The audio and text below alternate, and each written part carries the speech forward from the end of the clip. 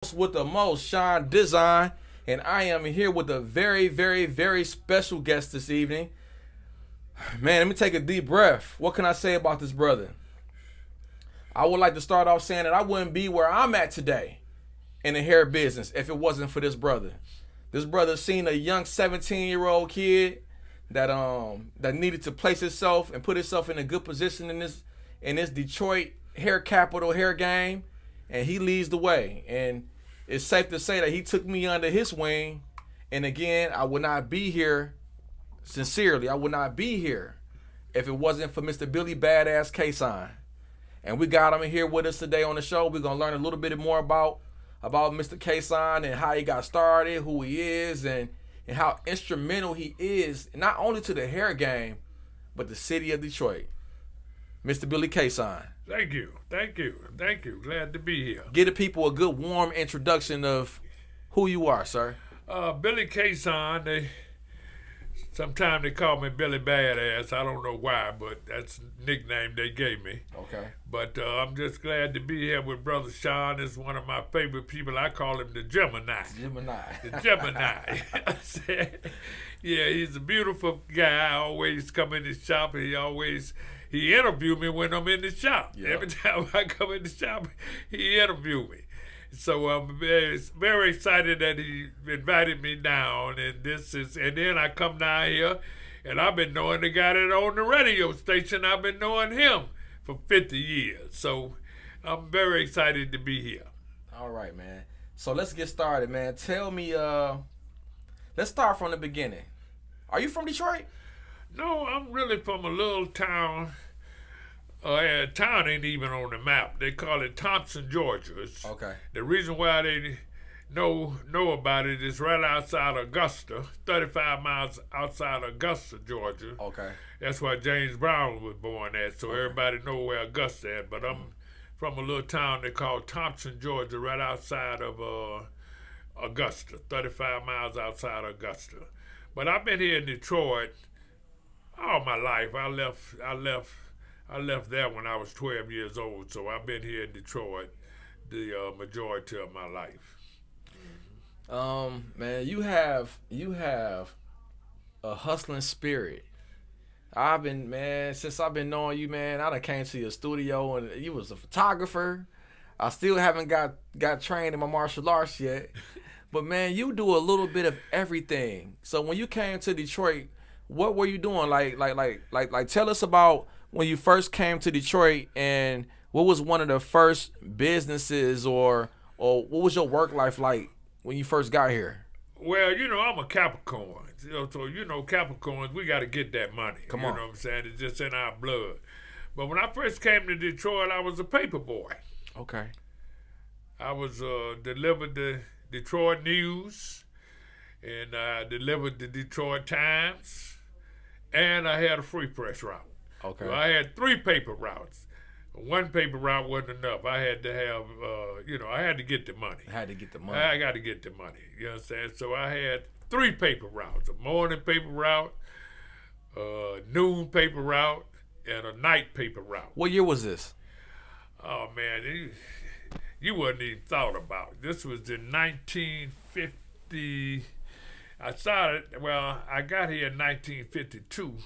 So this had to be about 1953, 1954, in that area, somewhere in that area. So, it's been a while. Yeah. The hair game. The hair game got started when I was youngster. I used to go get my hair processed down on 12th Street, down with Billy Mulligan and Martins, and a lot of them guys did hair. Okay. And I saw all them guys doing my hair. They was riding in Cadillacs. I said, what the hell's going on there? So I say, I got to get a piece of this. Uh-huh. So when I joined the Army in 1959, but when I came out of the Army, I went to barber school. Okay. And where was the barber school at during this time? Say it's the same place it is now. At that time, it was on Adams, but they moved from there to Michigan Avenue, and they moved from Michigan Avenue to Grand River. Okay. Now they still on Grand River. I'm talking about Michigan Barber College. Okay. And I went to Michigan Barber College. I went there about 2 years, but during the time I was in Michigan Barber College, I learned how to do the process. Okay. So we were making money. We was making more money than the guy that owned the place, because everybody would come and get their hair done at the barber school. Let me ask you this: was the Green family still? Mr. Green. Mr. Forrest Green. Mr. Forrest Green was the owner, and then they had Mr. Green was the teacher, and they had all his kids in there working. And I think all of them is passed now except one. And but those was my instructors. Mr. Forrest Green was the teacher. And I think Mr. Thomas was one of the instructors. And we used to be doing processes up at the front of the shop. Now, for the people that do hair and don't know what a process is, just give us a tidbit. When you say process. Well, a process is when you put we used to call it, back when it first started, we used to call it the conch. Okay. It was made out of lye and potatoes. And you didn't have to worry about putting no color in your hair, because when that lye and potatoes finished, what you used was a redhead anyway. Okay. But as time went along, they come up with the chemical people, the hair design product people come up with a chemical. Okay. And we used to use that in the barber school. It wasn't strong.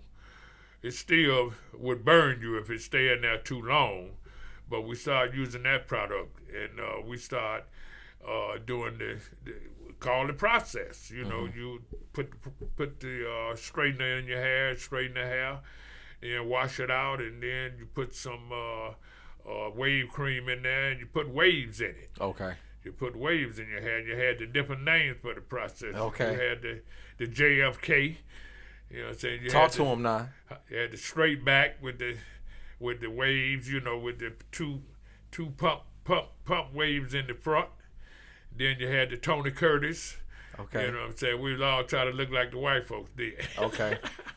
But I used to wear the straight back like Smokey, so everybody used to call me Smokey back then. Back then? Yeah, I used to call me Smokey. I used to get a lot of girlfriends, man, from Smokey. Yeah, he looks like Smokey. I said, yeah, baby, but I can't sing like Smokey. I can't sing like him. You know what I'm saying? But I'm telling you, them was the days. Them was some beautiful times. Really? Yeah, man, beautiful times, man. I had a white on white deuce and a quarter with a red interior. I used to drive down the street with the top back. Mamas would grab their little young daughters and run in the house. Don't look at him. Don't even look at him. Don't even look that way. Don't even look at him. Police stopped me on every corner. I with this car. Because I looked it so young, you know what I'm saying? But I was working, making money, doing hair. So people was making money in the hair business. Man, back they was then. making so much money doing it. If you could lay them ways, brother, you was getting paid. Although the hair, each hair design that you did only maybe cost $8 to $10, but $8 to $10 back in them days was a lot of money. Okay. And shoot, well, my car note on that deuce wasn't but $100 then. Okay. I think it was $105 a month. Okay. So you did hair, that wasn't no problem. Then they went from the process after the 1967 riot. They went from the process to the afro, to the natural. You remember when Afro came in? When Afro came out. Okay. Oh, man, that hit us hard, the barbers, that hit us hard. Okay. Because we were getting $10 to $15 for a regular style. Then if you got the Tony Curtis, you had $15 for that. You know what I'm saying? So, when the Afro first came out, guys were cutting the Afro for $5. Man. So I had to find some kind of way to get that Afro back to being where it made the same kind of money to process. So I came up with the blowout. Okay. The You blowout. don't know what the blowout is. Explain it to me. I'm here for it. I'm here for it. Let us know. That way you take a guy with a short natural, you know. Okay. See, black folks' hair is really longer than what it looks, right? Because it I won't say bald up, but it's curly. It's actually a tight curl though. So you take that hot straightening comb and you straighten that hair out, you straighten that curl out, and you make that curl longer. Then you take your pick and pick that hair out. So when you had a little afro, you ended up with a big afro. Right. And then you had to be very careful not to cut too much off of that top. Okay. Because when that afro shrink back down, if it was smaller than what that guy wanted it to be when he came, he in trouble. He mad as hell. Let me ask you a question. When I see old photos, whether it's people that was in a Black Panther party for self-defense or just black folks that wore their hair natural back then, even sisters, right? The afro seems so perfect all the way around. Yeah, well, see what you did, you took that pick and picked that hair out, and then you shaped it. But like I say, you didn't cut too much off. You actually just used the scissors and just shaped that afro kind of shaped that afro with them scissors. You couldn't cut down in it. Okay. But see, we had when we take that straightening comb in and pull that curl out, that little small afro turned into a pretty big afro. So everybody wanted Angela Davis, you know. You remember Angela. You seen pictures of Angela Davis. So you wanted the Angela Davis look. And so then they come out with the afro wig. I made a killing. You made a killing? Killing. Off the wig? Because I would go down to a place that a lot of people, I don't know whether you remember, but they used to have a place downtown called Hot Sam's. Okay. What year is this? You talking about back in the, I don't know, man, 60s, 70s, whenever they had, the Black Panther powder. I think it was 60s, 70s, somewhere around there. Okay. But you go down there and get them afro wigs, put that afro wig on, and then you puff that afro wig out, and you had you a giant afro, just like Angela Davis. Okay. Still couldn't cut too much off though, but you trimmed it and shaped it. I would buy a wig for $5 and sell that wig with it done for $25. So it was better than the process. So I traded that deuce and a quarter in and got me a Cadillac. A pea green Cadillac. Drop top. Oh, it was. See, but everybody, you just had to have, they was coming from all over. They was coming from Toledo, Ohio, Cleveland, Ohio, to get that afro wig. To get that afro wig. Out. It was an afro wig, but I puffed it out, shaped it, and designed it so it would look like you had a big afro. Like the movie stars. All the movie stars had big afros. The boy that did the karate, Jim Kelly. Okay. Yo, Bruce Lee. He was with Bruce Lee. He did one with Bruce Lee. I'm with you. I had you looking like Jim Kelly. You know what I'm saying? And everybody wanted that. So I was making a killing, man. So the afro was a statement. The afro was a statement. That meant that black power, that was a statement. See, man, the process was, a lot of the old guys still wore the process, but they kind of eventually eased on it. In fact, some of them used to come in and get that afro wig. I would cut it down, shaped it like it was for a man, but some of them, but the process had died out. So that was the end of the process. So I went into the afro wig, and I made more money with the afro wig than I was making with the process. Yeah, that's the deal on that. So to get back to how I got into the magazine business, I was in the shop, and I was wondering, I'd say, well, how can I get this promote? How can I promote this? How can I make it bigger? Cause see, I was always wanting more money. I never was satisfied, wanting more money. So I told my boy working next to him, I said, man, I'm coming out with a magazine, man, and show the hairstyle so people can come. He said, man, you crazy, man. You think you Ebony magazine or something? So I started with a little magazine about as small as the Jet. Okay, I remember the Jet magazine. You remember that magazine? That little that little magazine. Beauty of the Week. Yeah, and took me a long time to to get the people to understand they had to, because black folks didn't know nothing about advertisement. They slow on it today. Mm-hmm. But finally I got it kind of caught on a little bit. And then we moved from black, at first it was called Detroit Black Hair Designers. Okay. Because the word designers was in then. Everybody wanted designer suits, designer this, designer that. Okay. So I come up with the Detroit Black Hair Designers. Detroit Black Hair Designers. Right. So that moved along for a couple of years, and then I cut the Detroit off, and I cut the black off, and I just call it Hair Designers. Okay. And then I made it a bigger book, and a lot of the hair designers had caught on then, started putting ads in there, and we took the first, Mr. Morrow. You know Mr. Morrow. I know Mr. Morrow. Mr. Morrow came to me and said, "K-Son, let me take this book to Atlanta, to the Bronner Brothers show." I hadn't even heard of the Bronner Brothers show. Okay. So I gave him a case, and he come back, brought me a little bag of money. Yeah, a little bag. I said, well, he said, man, can you get me 4 or 5 cases? So I got him some more cases, and he went out, and every time he come back, he'd have a bigger bag of money. I said, okay.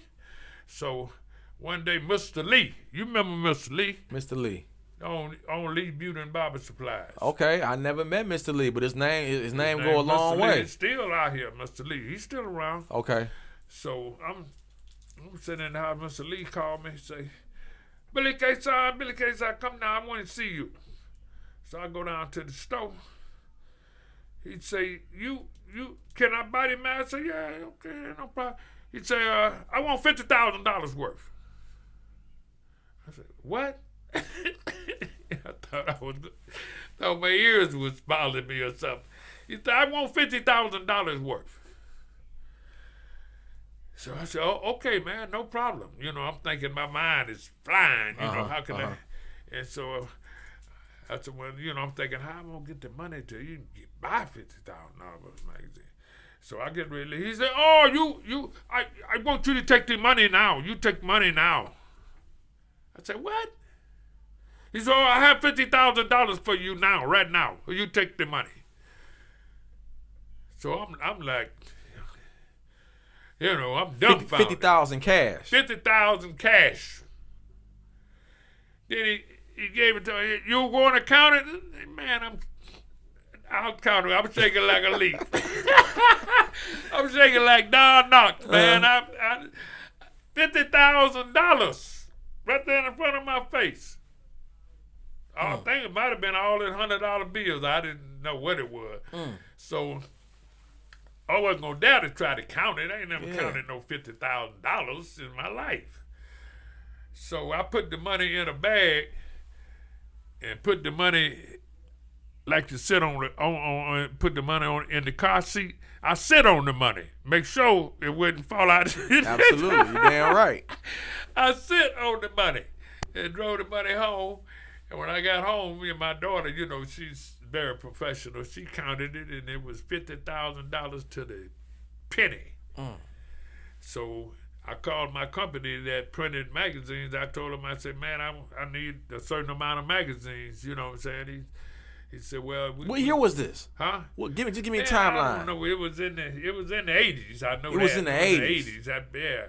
So I got back and I delivered Mr. Lee his $50,000 worth of magazines, and it took off. It took off. I started getting orders throughout the country, not just America. I started getting orders from.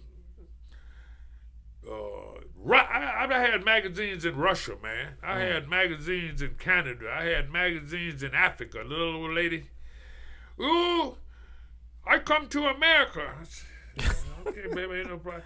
No, I want you to bring me to America.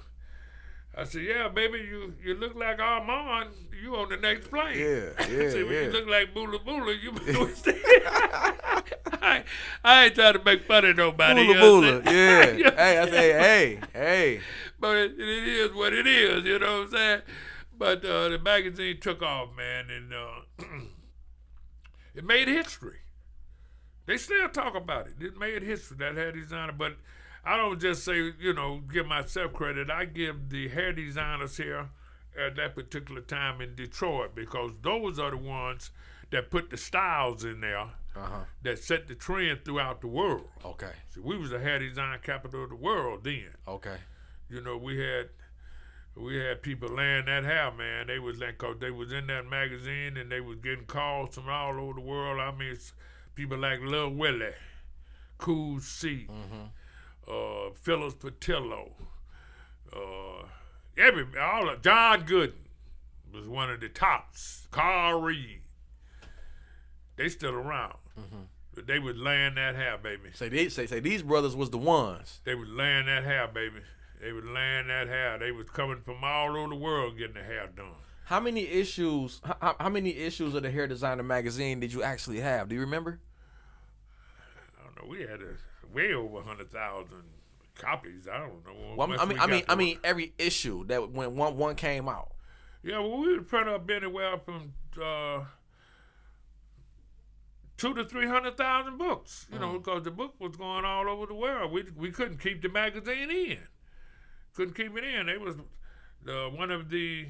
I don't know whether the guy's still around, which I'm sure he is. One of the guys called Shake and Go. Okay. Out of New York. He came all the way from New York to my house. Brought me a case of. He found out what I drank. He brought me a case of scotch. Okay. And begged me to buy the magazine because, see, Mr. Lee didn't want me to sell to nobody else but him. You know what I'm saying? But this guy came with So he wanted to be the only one that had a magazine. Right. Okay. That came with that $50,000. Right. Okay. But he spent much more than $50,000 over a period of time. But this guy came in from New York, and he told I don't want to even mention how much money he brought in, but he bought it. But I didn't give nobody the rights, just the only one with the magazine. I mean, I sold it to the guy from Shake and Go, and then some people came in from Europe. They bought it, So the magazine was kicking, baby. So that lasted for a year. But see, when the internet came in, that only didn't mess my business up. It messed the publishing business up. Period. Hold that thought, Mr. K-Sign. Listen, guys, listen. You are watching Put You On Radio, Put You On Podcast, streaming on Facebook, YouTube, Twitch, and Twitter, and other top social media platforms. Please like, follow, share, comment, and subscribe. Thank you for watching Wjzz Cool TV, the coolest station in the world.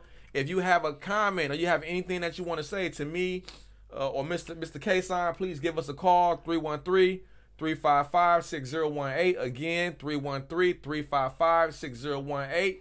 We got the legendary Mr. Billy Badass K-Sign in the building with us today. And I'm learning a whole hell of a lot more than what I knew about what was going on in the hair game, not only in Detroit, but around the world in the 50s, 60s, and the 70s.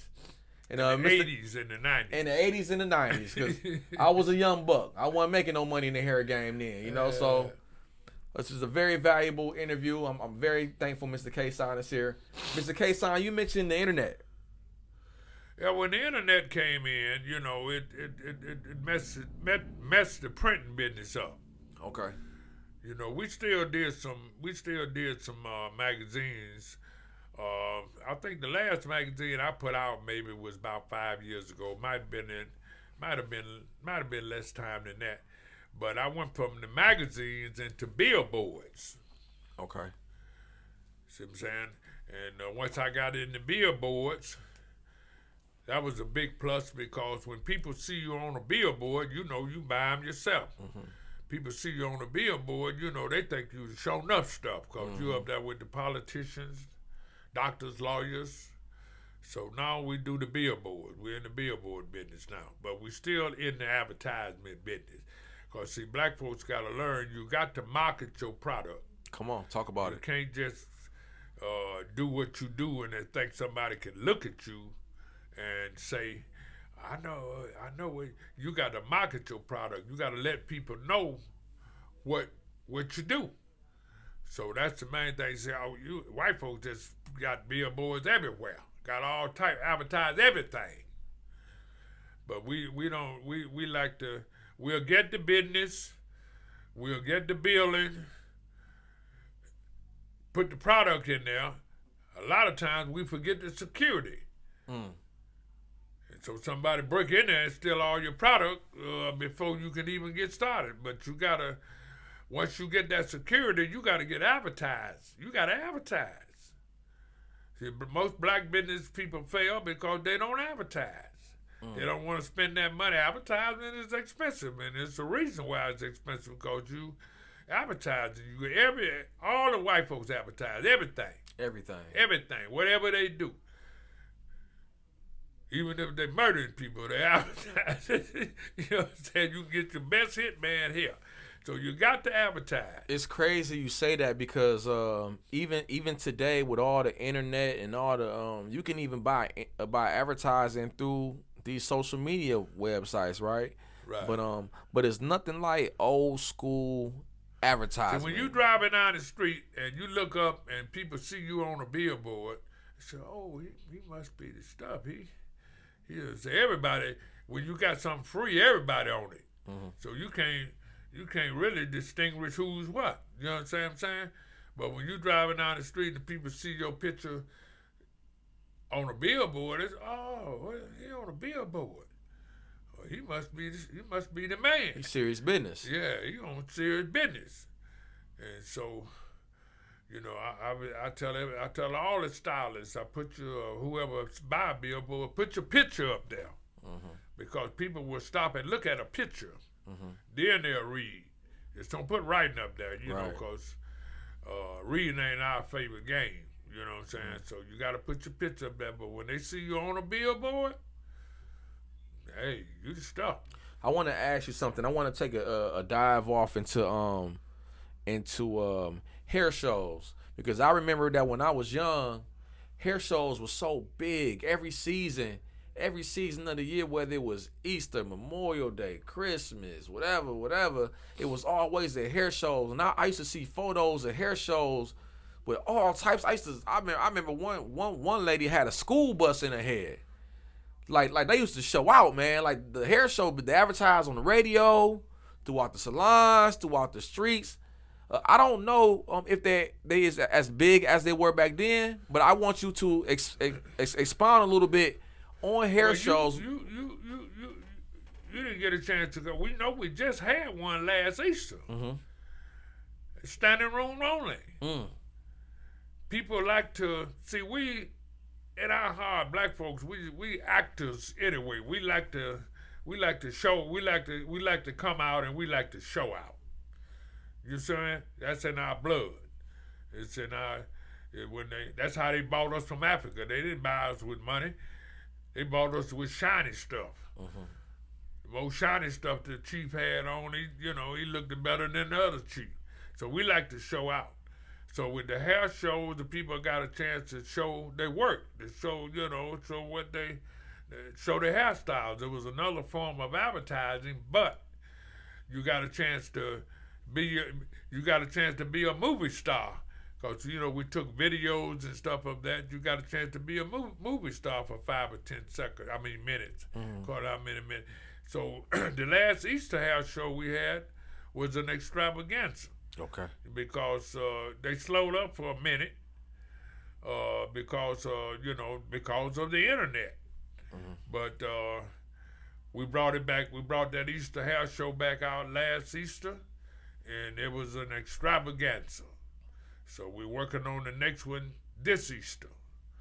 Because people do like on Easter Sunday, you got your outfit and stuff. You want to strut your stuff. You know what I'm saying? So we put you on stage. So, hair is to be seen. Now you guys came out with the look that y'all do now with the braids. That's hot. Because you're getting back to being black again. It ain't the afro no more. But it's back to, you know, you wearing your natural hair. You're identified. You got something you identified by. You're not trying to have hair all down your back like the what's some girls' name, them famous white girls. I'm trying to think of their name now. You know, we got the Kardashians. You're not trying to look like the Kardashians. You're trying to look like yourself now. Absolutely. Yeah, so braids, locks, all that stuff is in. All the black guys that got hair wear locks. You know what I'm saying? As we got hair, my locks is gone for the temporarily. But see, I've been telling you guys, y'all got to come out with a lock wig. Because it's some older guys, they buy that lock wig and put on. They're trying to get their action on. Yeah. But ain't nobody heard me yet. But come out with that lock wig. I bet you them white folks they still got that Afro wig. Yeah, for sure. Yeah, because it's Miss Patty's giving a 70s show Saturday night. Okay. So I went to the store to get my old lady. I said, y'all still got the action? Oh, yeah, we got Afro wig. You know what I'm saying? Still selling them. What color you want? You know what I'm saying? They never went out. It's still there. I'm gonna buy her. I'm find out what color she want, but they got we're gonna go to the 70s show. And I'm gonna get her Afro wig. She gonna put her Afro wig on, and we gonna strut our stuff at this weekend. So they're still out there. I want you to give younger hairstylists. You know, like I said in the beginning of this interview, I think back when I was a youngster, when I was 16, 17 years old, and you was coming in the salon, and you was saying, young boy, you need to advertise yourself. Yeah. Where your cars at? You got any cars? Give me your cars. I remember every time you come to the salon, one of the first things you do before you leave is you go to the car counter and you collect on them business cards. Right. You know? Right. And I want you to give the younger me, if you was talking to the younger me at 16, 17 years old that's trying to get into this business, this here game that we in, right? What would you tell me? Well, you got to I can't tell him nothing. You got to do your very best work, but you got to show your very best work. You can't expect for the guy you put a style on and he gonna tell where he got that style at. He ain't gonna tell nobody where he got that style at. He looking that good. He don't want nobody looking like him. He ain't gonna say, well, I did so and so and so. He don't want everybody walking around looking good as he do. So you gonna have to let people know. Now he'll let you take a picture of him for sure and put him on television or on a bill. He definitely let you take a picture and put him on a billboard. So that's what you do. You take your very best work and you take a picture. Now with these phones, you can take pictures of your own pictures. For sure. And then you call me, and then we have my graphic designer put that together for you, lay you out something real slick, and we put you on a billboard, and you advertise that. Just like you do. Excuse me. Just like you do. For sure. You know what I'm saying? You remember I've been trying to get you to stick your picture on it. You ain't did that. Oh, this next yet. one coming out. That's what I'm on. Yeah. You got to stick your picture on it and because people want to know who did that. Well, you know, the first two that I did, I put the shop out there. I wanted to put the shop out there. You know, I wanted to bring some revenue into the shop, man, and give my staff an opportunity to be able to benefit off the billboard. But this time, well, see, the only way you gonna win the war, you got to have a plan, and you got a plan. See what I'm saying? Everybody got a plan. Don't nobody win a war without a plan. You know what I'm saying? So you got to have your plan. You have your advertisement plan, and then you execute that plan, and you keep executing the plan. Okay. See what I'm saying? You got McDonald's, General Motors, Chrysler. Time you turn the television on, they never stop. They never stop. It's a new one. Okay, how much money they get? The more money they get. I see Mike Moore so much I see him in my dreams. Yeah, for sure. You know what I'm saying? What's that lady's name? I can't even think of her name. The lady lawyer. It starts with a G. I can't think of her name. She everywhere. But she everywhere. Sam Bernstein. You everywhere. Can't drive nowhere. You see he him ain't here. He ain't here. In your head. You understand? We 1-800 call Sam. I done heard that shit so much. Yeah, you got it. You know what I'm saying? It's memorized in your mind. They advertise. That money, that's how they make their money. You advertise. You see what I'm saying? You got to advertise. Like, before you can get from here to downtown, you done saw 25 billboards with Mike Morris on it. If Mike Morris ain't in it, Sam Bernstein on it. He spend that money. What's that other boy's name? I can't think of his name, but I mean that girl's name. I can't think of her name, but they done bought her out. She started it out, but they done ran over her. You know, I see all the medical marijuana billboards. Now everywhere. They're all over the place. You come here and get free weed. Yeah. Yeah. Free weed. Yeah. You understand? Some of them advertise the free weed. I seen one that had a balloon in the air with the airplane with the balloon behind the airplane circling around the dispensary, and they was already had a ton of people in there, and they had the airplane in the sky. I said, God damn. Advertisement. That's the key to success. That's the key to success is advertising. Well, Mr. K-Son, I really appreciate you. Thank you for coming. I want to keep you here for a little bit longer. You say you want to step out and talk to Roger. I got to get my picture in front of our WJZZ sign. Yeah. So if you can hang out a little bit for me. Oh, no problem. I'm going to finish out the rest of my show. Right. I want to shake your hand. Right. And I want to tell you, not only was it a pleasure to have you here. Right. But it was a pleasure. Well, let me leave my telephone. Can I? Yes, absolutely, man. I want you to give everybody your information. How can they find you? If you want a billboard, how can they reach out to you? Right. Okay, it's Billboard Man Advertising is my email address. BillboardManAdvertising@gmail.com. That's my email address.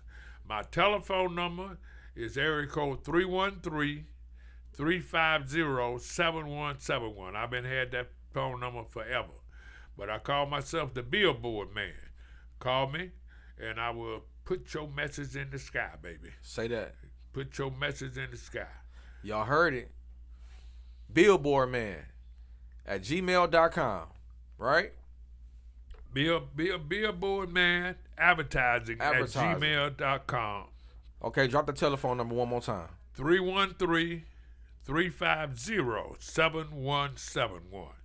24/7. Give me a call. You heard it, Mr. Billy K-Son in the building here with Sean Donald. You didn't mention nothing about my kickboxing, man. You worry me to death about my kickboxing. You know when I come in the shop, but we'll do it at a different time. Yeah, we'll do it a different time. But why you mention it? How many years do you have in the martial arts? 30 years. 30 years in martial arts. 30 years, yeah, 30 years. You don't want to mess with me. Okay. I'll put it like that. You don't want to mess with me. Who was your sensei? First, when I first started out, Mr. Shim. Okay. Mr. Shim back in the 70s. Okay. Then I went from Mr. Shim to Willie Adams. Master Willie Adams. You remember Master Willie Adams? I trained under Master Willie Adams for years in Ishiru. And then I went to a gentleman I train with now. It's called Terry. Into Muay Thai. Okay. Yeah, we train Muay Thai. I've been in training Muay Thai for about 25 years. Really? See, martial arts keeps you in excellent shape. Okay. Keep your mind right, and it keeps your body right. You know what I'm saying? So, make you feel good. You see the energy that I have. Mm-hmm. You know what I'm saying? I love it. Every time I see you, you got it. Oh, yeah, I'm always in it. Every time I see you, always got that energy. I always got a kick for you. Yeah. Oh, man, I have enjoyed talking to you. Yeah. Thanks very much. It was a pleasure. I love you back, man. Okay. Make sure you hang out for me for a minute. Right. Okay, I'll hang out. All right. You are watching Put You On Podcast, live streaming on Facebook, YouTube, Twitch, and Twitter, and other top social media platforms. Please like, follow, share, comment, and subscribe. Thank you for watching WJZZ. The coolest station in the world. Man, that was a wonderful interview, man. I cannot say enough about Mr. Billy Badass K-Son. I learned a lot. He actually inspired me to leave here and advertise. I mean, that's how I got to where I'm at in the hair game. I've been in the hair game for 20 years now. You know, but I went and it went by so fast. You know, like I was telling Mr. K-Son, I remember I was 17 years old, man, 16, 17 years old. Paying him to be in the hair designer magazine. You know, I actually wish that I can get some of those I can look back and get and see some of those issues, man, because I was a young buck in the game, but 20 years later, through staying at it, advertising, and perfecting my craft, I think it's safe for me to say the game has been good to me, right?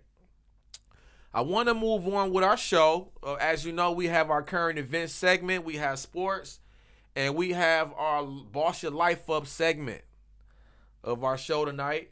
I want to talk about Tupac. Tupac has been in the headlines for these last couple weeks. It is safe to say that the Nevada PD has found the murderer of Tupac Shakur. He was murdered in September 1996 in Las Vegas, Nevada, and it's been a mystery for the last 27 years on what happened to Tupac. Well, we know what happened to him, but who was the alleged shooter and what happened to him? Well, based off of the information that I received, a brother named Keefe D. has been arrested. All fingers point to Keefe D. And check this out. Keefe D has done podcasting, and he's wrote a book.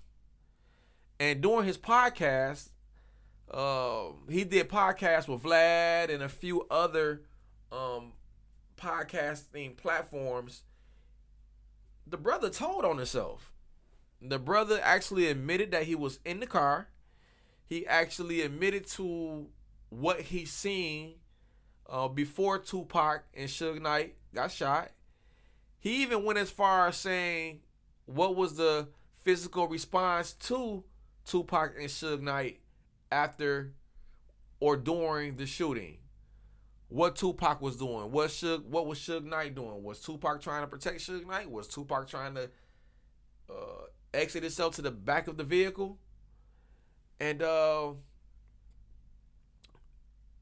two brothers that was with him, one was his nephew, Orlando Anderson, I believe his name was. He was actually the brother who got stumped out in the casino, right? And it was another brother in the car from New York. I forget his name. But Keefe D even went on to say that a record company paid out signed $1 million check and gave it to one of the guys in the car, and he never received anything. And I don't want to speak on facts because none of the information that I have is factual until Keefe D actually is found guilty for the position that he's played. But through all of the YouTube and news and Vlad and all of the stories, this information is available. Not only is it available, Keefe D wrote a book. He wrote a book titled something along the lines of The Baddest Man in LA or something like that. If you Amazon Keefe D book, Keefed, it'll pop up. I haven't ordered it just yet, but I'm gonna get my hands on it. It's a tell-all. In this book, he told everything.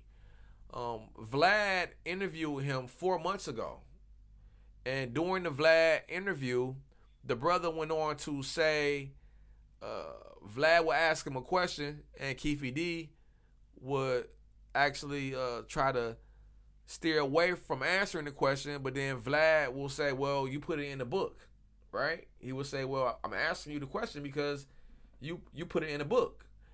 And Keefe D will say, well, just go read the book, right? But I even seen an interview of Keefe D that says he went on to say Vlad asked him a question about about what he saw. Was he there? If what he saw, if what they say happened, was it true or was it not true? This brother went on to say, ... I was there. So if you were there in that white Cadillac that night that Tupac Shakur was murdered in September of 1996 on Las Vegas Boulevard, you know a whole lot more than what you're saying in your podcast. And they did book him. They did place him under arrest. He has yet to been found in a trial. That's upcoming news, you know. But how do you feel? Like, do you feel like it's even worth it at this point to even, well, not that it's not worth it, because Tupac has a family, right? Case never been closed. They never got the answers on who murdered this brother. Tupac was 25 years old when he died, right? And one thing that came to me today when I was at work and I was doing my research is that a lot of the blame was on Biggie. Remember the whole East Coast, West Coast beef, right? The way the media and the way rap and people described it, they described it like Tupac had a problem with Biggie, Biggie had a problem with Tupac, Tupac hit him up, Biggie dropped Who Shot Ya. They mentioned each other on more than one time, talking about just dissing each other. You know what I'm saying? And it was a whole lot more going. I know that for a fact. It was a whole lot more going on with Tupac than his relationship with Biggie. You know, but these brothers was both 25 years old. They were kids, you know, and they had the whole East Coast, West Coast beef on their back. Now, if in fact Keefe D and the people who was with him in that car that night was responsible for Tupac being murdered, did Biggie Smalls just lose his life just as a casualty? Like, was he just a casualty to the East Coast, West Coast beef? Did that brother really have to die? What was the beef really all about? I mean, again, they were children. They was kids. It was 25 years old, you know? So after 27 years, you know, we are here. You know, Orlando Anderson is deceased. The other brother is deceased. And all roads lead to Keefe D, right? If you Google it, or you Google it or you YouTube it, you will see a lot of podcasters, social media influencers, like academics and Vlad. Like, the information is there. I would encourage you to take a look at it. You know, formulate your own opinion. But it's going to be interesting to see how this thing plays out. We do know that it was gang banging activity. You know, we do know that Keefe D was a gang banger, and Orlando Anderson was a gang banger, right? The other brother that was in the car was from New York City. He wasn't even from Los Angeles, right? We want to know who wrote the check. Who wrote the $1 million check that this brother had in his pocket? Was it a hit? Was it a hit? We don't know. So listen, man, this has been a wonderful, wonderful show. Before I go, our sports segment, we're going to have to cut it short, but Damian Lillard has finally got traded. He's been traded to the Milwaukee Bucks from the Portland Trailblazers. So it's going to be interesting to see him team up with the Greek Freak and to see how that plays out. Damian Lillard has been with the Portland Trailblazers for I want to say 12 years. Don't quote me, but he's been there for some time, and it's going to be exciting to see how this plays out. Did you guys see Jimmy Butler's bob cut the other day? Man, this brother showed up on TV for his season picture with the whole bob cut, with the whole straight down. I will ask Mr. K-Sign what you call that if he was still here. But, yeah. Damian Lillard has been traded, finally. So it's going to be interesting to see what happens on the Eastern Conference of the NBA. You know, I write sports for the Detroit Smart Pages. I definitely will do a write-up on that on our next coming issue. So please check that out. Boss your life up. I'm going to leave our Boss Your Life Up segment with Mr. K-Sign today. Advertise. Sell yourself. Somebody got to know what you're doing, man. You know? So sell yourself. Put your business out there. Don't be scared to spend the money. Reach out to Mr. K-Sign for a billboard. I'm actually paying for mine now, and I can't wait to get it out there. So thank you again for listening to Put You On Podcast. I'm your host with the most, Sean Don. This was another great episode and another great time to spend, another great opportunity to spend with you guys for the night. You guys take care. Be blessed.